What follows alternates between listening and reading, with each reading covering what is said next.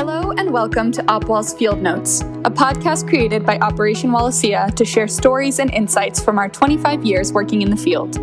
My name is Sophia Wood, Opwall's country manager for Ecuador and director of Friends of Wallacea, and I will be your host for this series. We launched this podcast to shine a light on the world of biodiversity field research and the work of those who dedicate their lives to understanding and protecting our planet. Each month, we have conversations with scientists, community conservationists, and experienced academics about new research, protecting biodiversity, and daily life out in the field. Today I am joined by Panji Gusti Akbar, an Indonesian ornithologist who worked with Opwall at our Sulawesi field site from 2017 to 2019. Growing up in Jakarta, the capital of Indonesia, Panji says he didn't fall in love with nature until he moved to the smaller town of Yogyakarta and discovered the beauty of Indonesia's birds. He went on to study biology, becoming a skilled field researcher who has worked with academics from all over the world to identify and protect rare species of birds across Indonesia. Today, he works as a travel writer and bird guide, and despite the pandemic, is adamant tourism can help protect some of the world's most unique species. In this episode of Opwall's Field Notes, we discuss how Panji helped advance Opwall's research in Sulawesi, his hopes for the future of conservation in Indonesia, and how to stay safe as a wildlife researcher. All right, Panji, thank you so much for joining us today on the Opwall podcast. We're very excited to have you. And obviously, since we're taping everything from home today, could you tell us where you're based right now? Oh, thank you, Sophia. It's nice to actually meet you and be in this wonderful podcast. I'm currently based in Yogyakarta, a city in the island of Java in Indonesia. So that's where I live now. You said it was relatively close to Jakarta? It is, yeah, relatively close to Jakarta, but it's about 7 hours drive from Jakarta. So like in the suburban area, not as noisy and crowded as Jakarta. So right. So in a country as large and spread out as Indonesia, a 7-hour drive is relatively close. It is relatively close. Right. I think a 7-hour drive and you cross the whole UK. Yeah, here you only go to the other side of the island. Wow. Well, I'm looking forward to diving into what it's like to work in Indonesia. It's obviously one of our biggest sites and a really, really interesting area for biodiversity.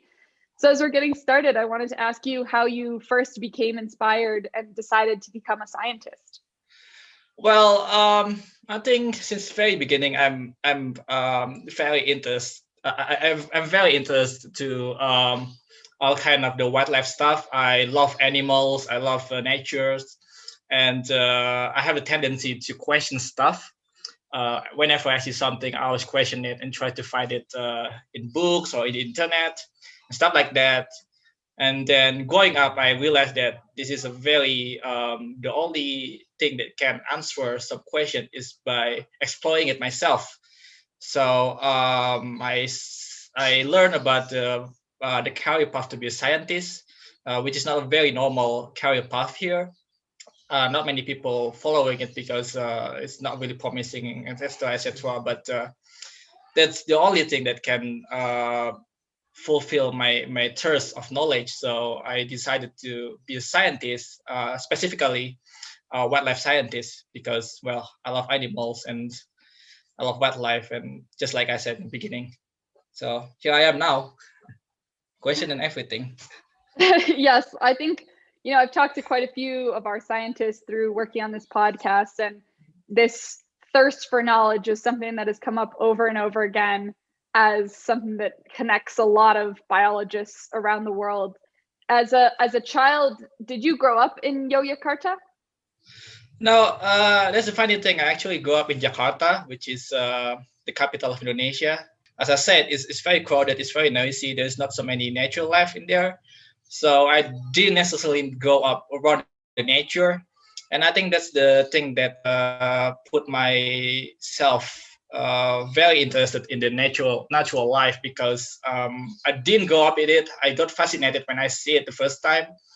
I think it was in the senior high school. I started exploring more on the wilderness. And when I moved to Yogyakarta in senior high school, I start to feel, oh, okay, so this is the real nature feels like, and it just keep going. My interest to the natural world just keep growing from there.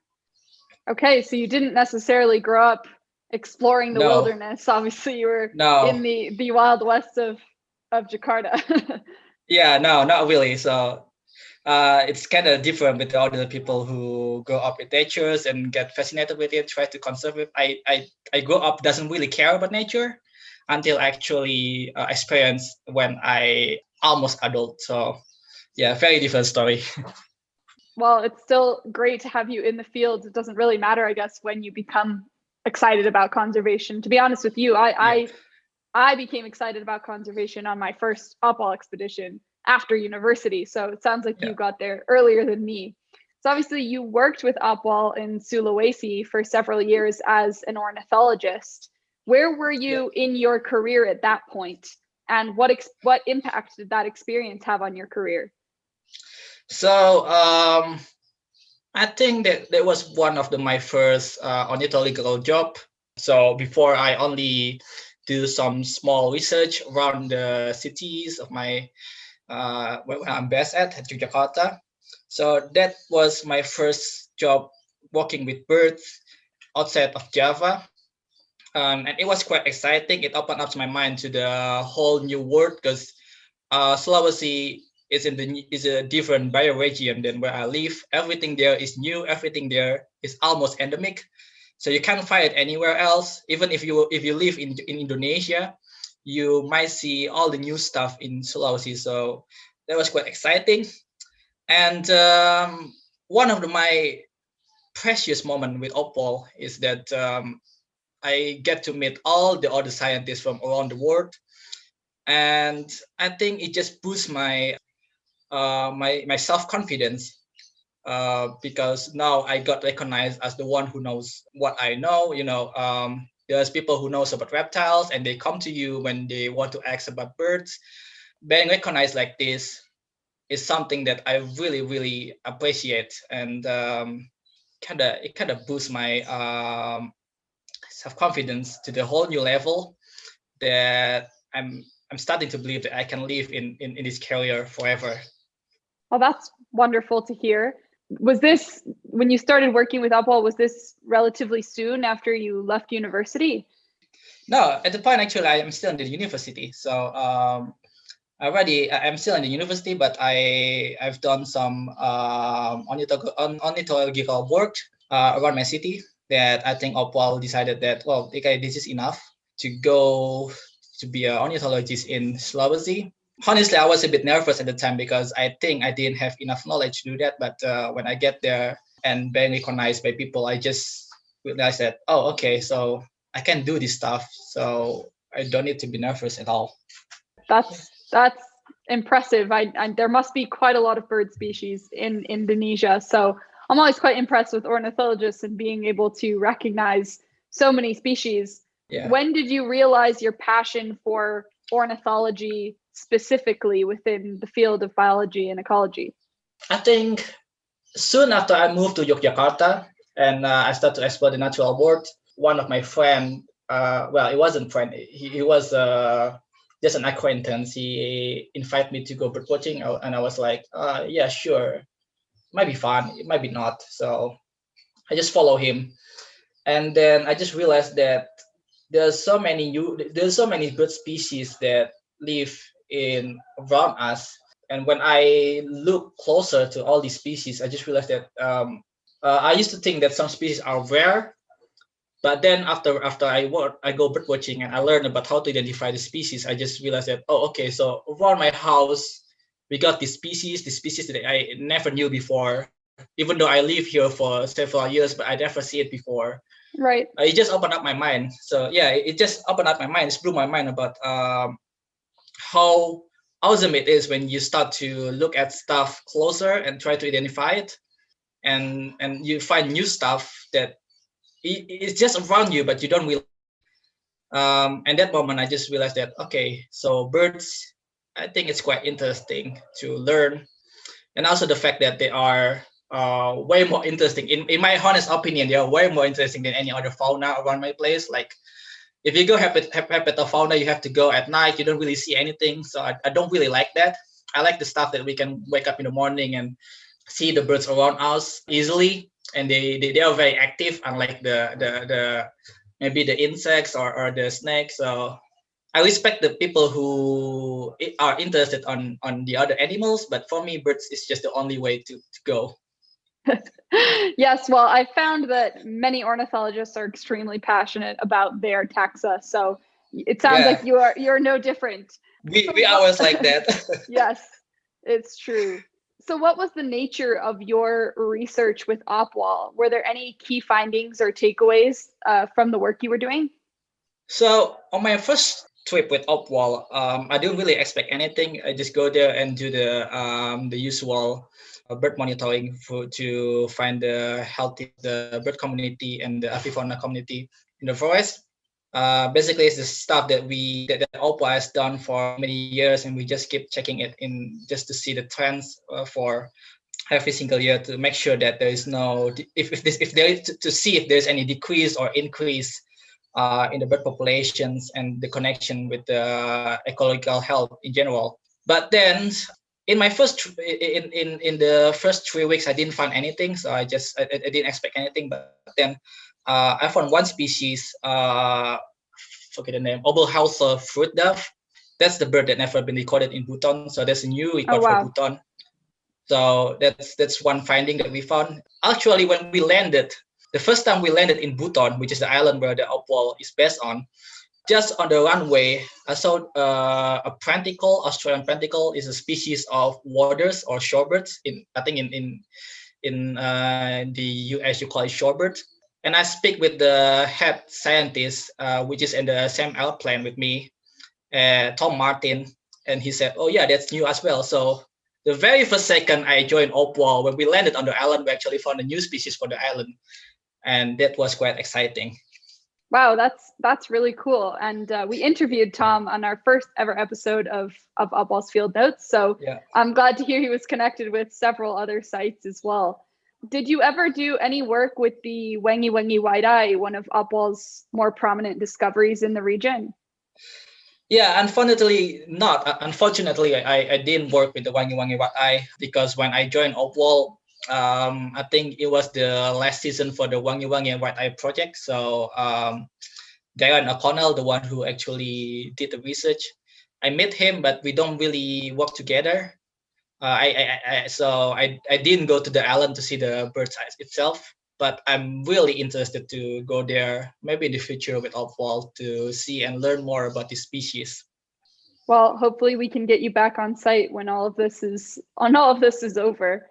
So what's the work that you are currently doing with Birdpacker Indonesia? What do they do, and what's your role at the company? So in Birdpacker Indonesia, we actually run a citizen science project called Wallacea, which basically we collect data from the birders all over Indonesia, try to understand the distributions and probably population and trends of birds all across Indonesia.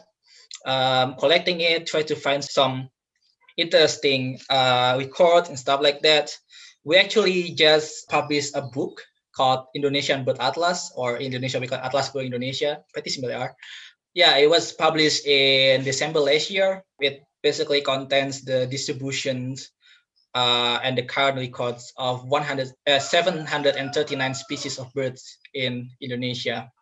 And it's all based on the sightings from the birders all over Indonesia that we collected using our platform, Wallacea.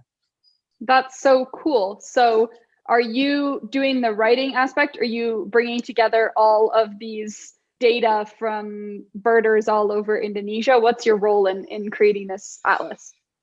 Well, it's both. We collecting the records in our platform. We filter the records, try to see if the records, try to verify the record. If there is some interesting record, like the birds that never seen in this island before, we contact the birders and see if they have pictures or they have better descriptions, which is quite a difficult and time-consuming work, to be honest. But it's quite fun because we always see some new records being made. And then I also write most of the stuff in the book, which basically describe the color distribution, the new records, and etc. as well as making sure that the stuff that we said in the book is scientifically accurate and can be, basically scientifically accurate. Awesome. That's really cool. And what do you see as the importance of writing and communication in your research and scientific work? So the scientific writing is very important to communicate with the other scientists and make sure that your finding is not forgotten, and just to make sure that it can be accepted by the scientific community. But at the other hand, I also do some travel writing, which is a fun way to connect with the non-scientific community, with the popular community. Basically try, because not many people really like to read the papers and the scientific finding and basically enjoy it. Not necessarily all people want to do that.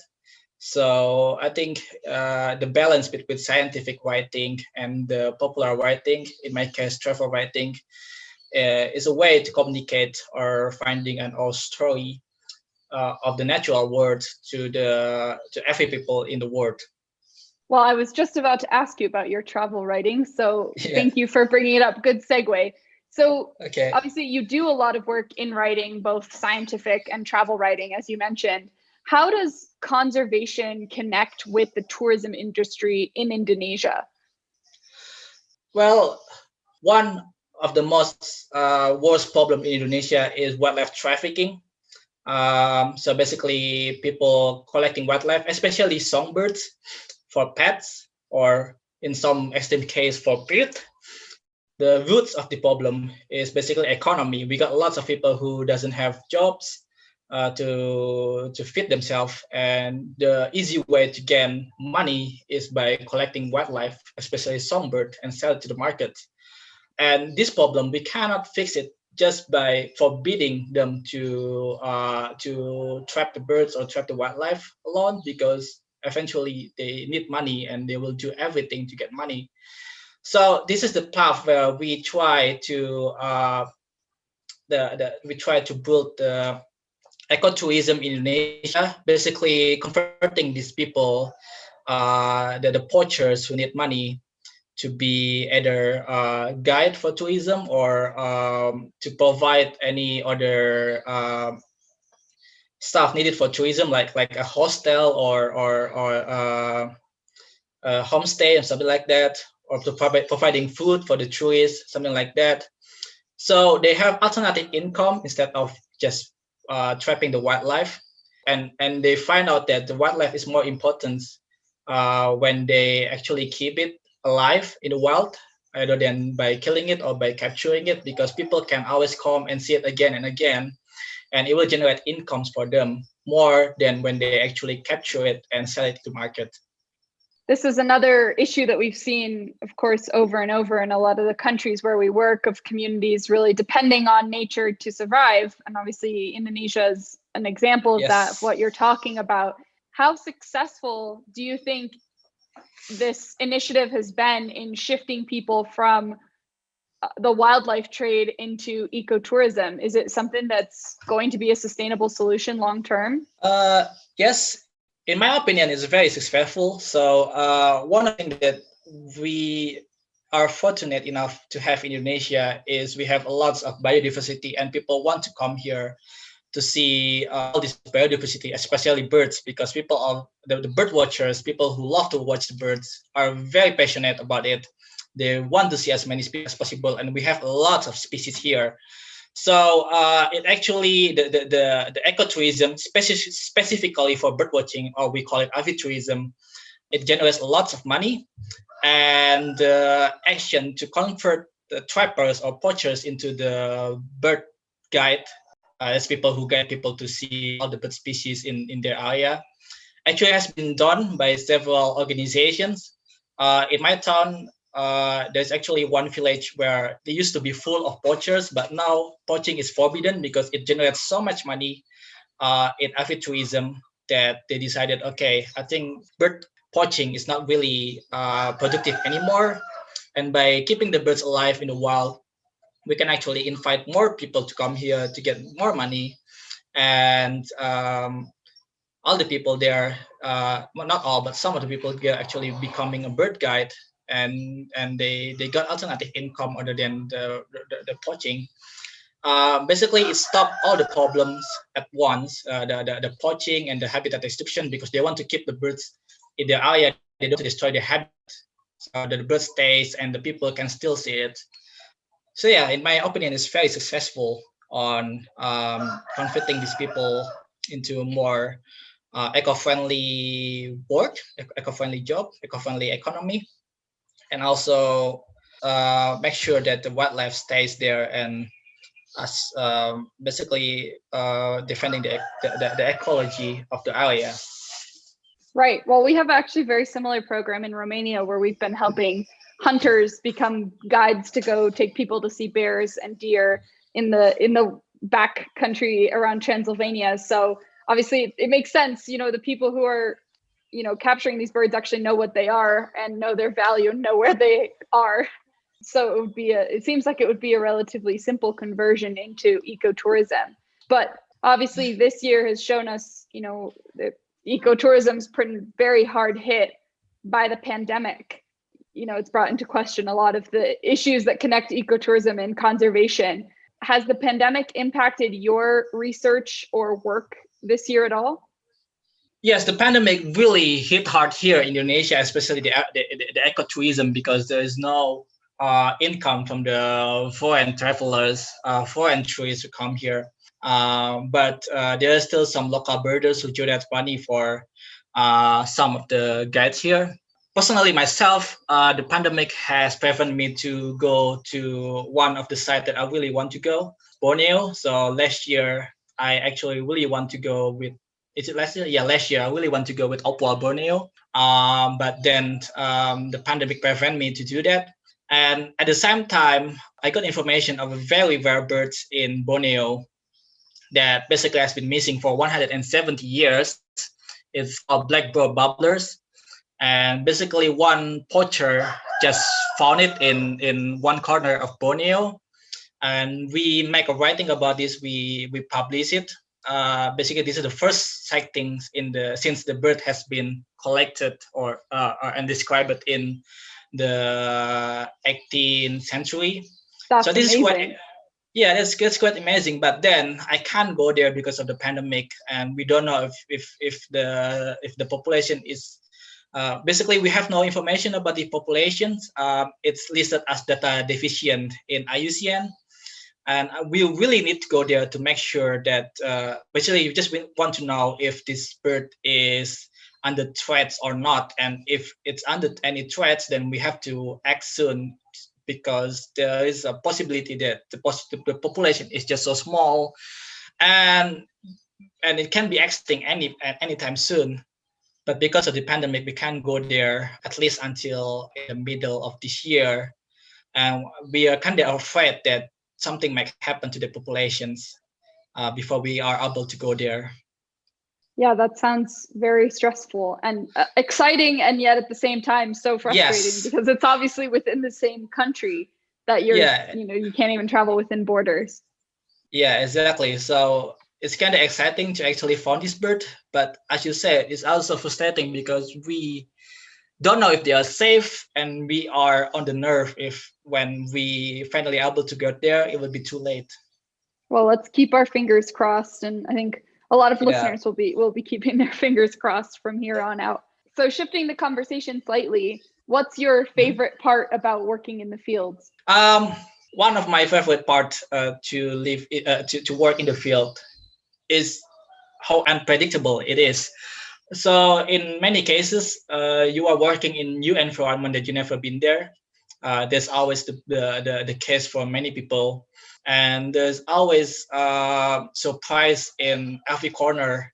Whenever you walk in that new places, you can find new species that you never see before. Not necessarily new for the science, but new for you, and you didn't expect to find there. You can find some new cultures, new peoples that have very interesting stories. Basically, the opportunity to find something that never be described is one of the most exciting thing to work in the field. Every day will be always different. There will always be bad days, but there are also some best day where you basically always remember throughout your life. And yeah, I think the unpredictability is my favorite part, because you just never know what you will find today or tomorrow, and it's just keep generating every single time you wake up from your bed. You just wondering, okay, what will I find today when I go to the field? Even though you are working the same stuff every single day, you're using the same method every single day, there's always something new you find whenever you walk into the forest or any kind of habitat you are on. Yes, I think that's one of my favorite parts also. Yeah. What would you say are the biggest challenges of working in the field? Well, just like my favorite part, the challenge will also the unpredictability as well, because you never know what will happen that day, and you always need to adapt quickly to whatever happens. So in the best scenario, everything will go smoothly, and you can just do whatever work you need to do to be done that day. If you are working with birds, you do the survey and come back alive.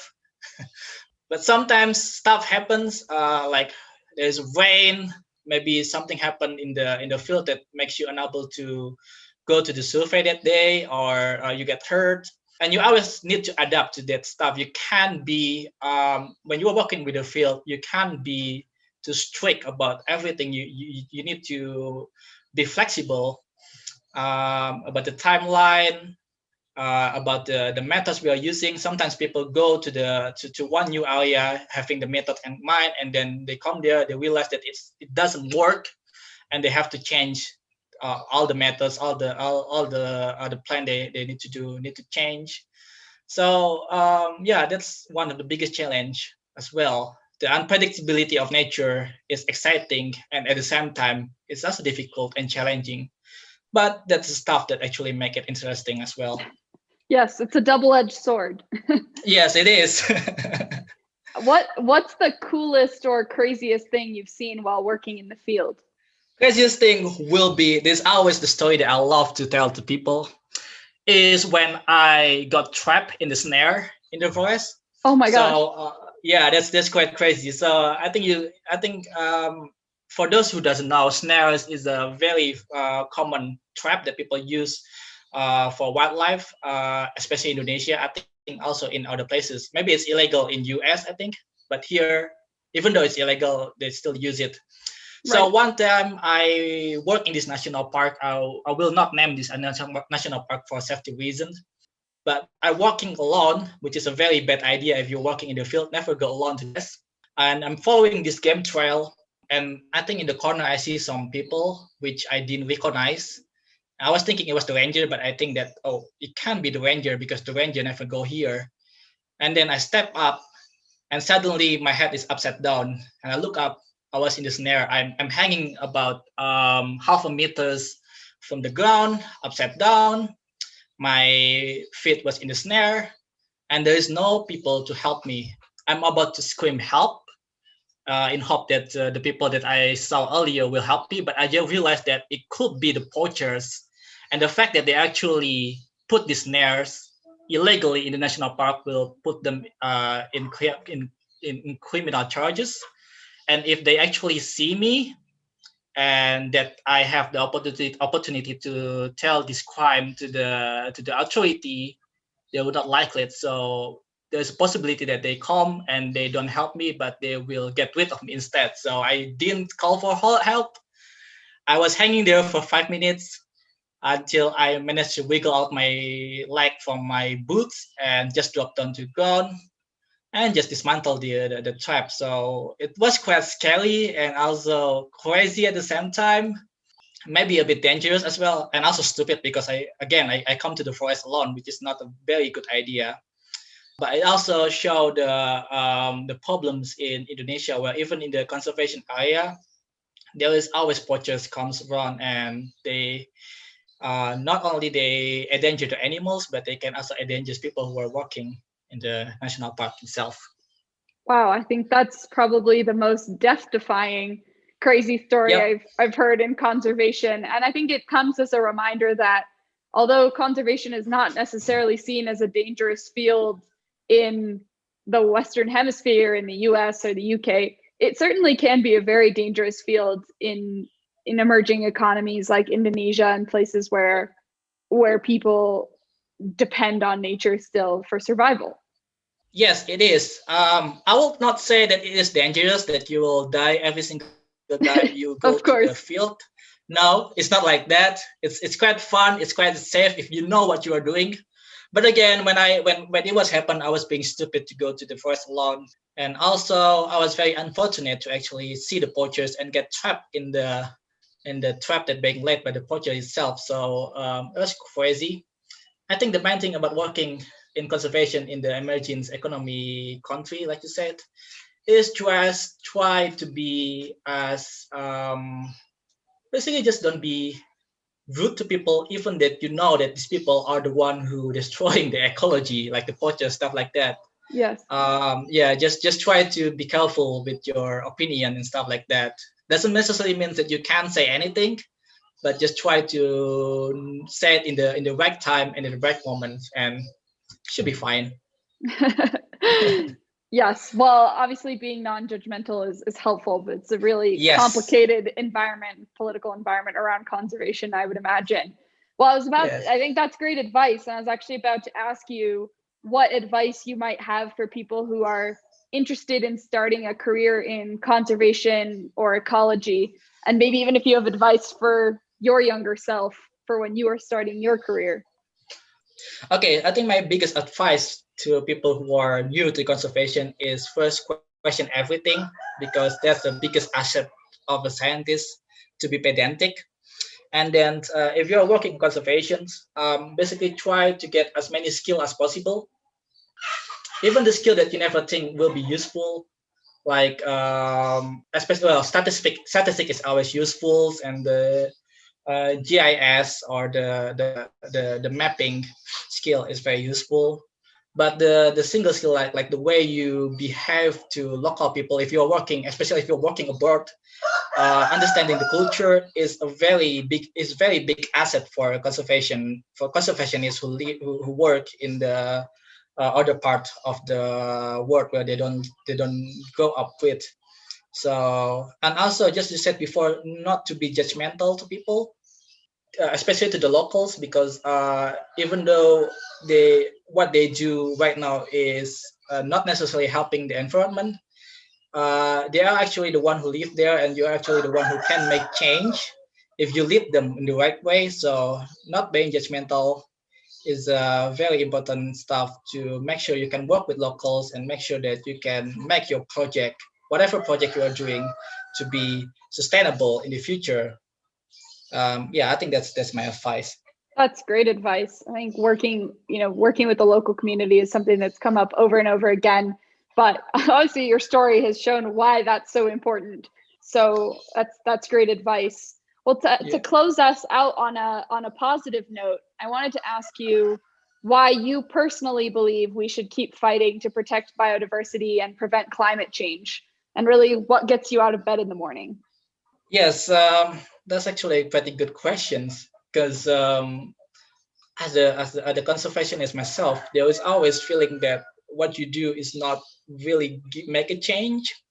And there's always an urge to give up and just forget it. I'll just walk to something else and etc., because it doesn't really make a change. But then there's always small thing that make you believe that it can work. Like when you wake up in the morning and you see the birds singing, and you realize that there's still some goodness left in this world, and you want to protect it. And also when you bring new people to the field work, and realize that they are very keen to learn about the stuff around you, about the natural world, and you actually want these people to see more about it and preserve everything in the world, so that they see the people in the future can see it.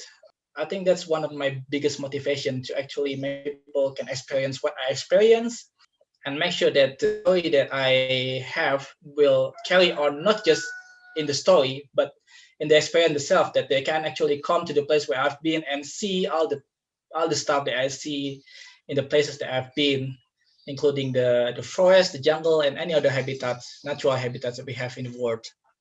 Said like a true ornithologist, that getting up in the morning is to see birds singing. Yeah. Well, I wanted to ask you as we close out, Hello, what are you what are you most looking forward to for your next time in the field? Well, as I said before, the black-billed bubbler, the birds that we haven't seen for 172 years and we finally found. I think that's the thing that I'm really looking forward to next time I go to the field. But in general, I think to be in the field itself is the one that I'm looking forward to because, it has been almost a year since the last time we can go freely and enjoy the nature without any worries about the pandemic and everything. So I think to be able to go to the field itself is the one that I'm looking for, if you know what I mean. I absolutely know what you mean. Well, are there any books, blogs, podcasts, articles that you recommend people read if they're interested in learning more about what you're working on or conservation in general? I think there's one article in Mongabay Bay about the songbirds crisis in Indonesia. You can look up at it in Google. Basically, share the stories about how one of the biggest threats to Indonesian wildlife, especially birds, is the bird keeping practice, which has been rooted in the culture for a long time. So this is a very complex. Problem we have in Indonesian conservations, but it's also interesting to see how conservation works, especially in the places where the problem itself has been rooted for a long time in the culture of the local people. So for the people who are new to the conservation world, I think it's very interesting stuff to read on, just to learn and just to see how the conservationists work in the such a complicated problem like this. That's great. Well, thank you so much for joining us. We will search that article and link it in the show notes so that listeners can look it up and read the article about some of the work that Panji is doing. Thank you so much for joining us. I know it's early in the morning in Indonesia right now, so I'll let you go. And I really appreciate you taking the time to join us on the podcast today.